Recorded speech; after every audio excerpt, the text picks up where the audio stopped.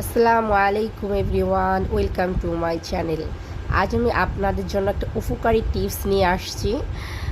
যদি ভালো লেগে থাকে অবশ্যই আমাকে জানাবেন।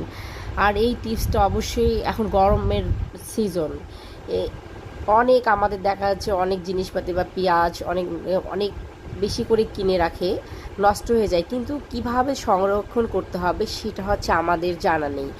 তাই আমি আপনাদের মাঝে উপকারী টিপসটা নিয়ে আসছি। অবশ্যই যারা জানে তাদের জন্য মেবি উপকারী না হতেও পারে, আর যারা জানে না তাদের জন্য উপকারিতা হবে।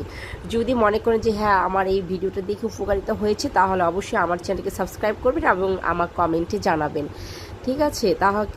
তাহলে এটা কীভাবে সংরক্ষণ করতে হয়। এই পচা পেঁয়াজ দেখা যাচ্ছে আমরা অনেক পেঁয়াজ নিয়ে আসছি, অনেক নষ্ট হয়ে যাচ্ছে, তখন আমরা নষ্ট পেঁয়াজগুলো কীভাবে সংরক্ষণ করব এবং পচার হাত থেকে বাঁচাবো সেই পদ্ধতিটা আমি এখানে অবলম্বন করব।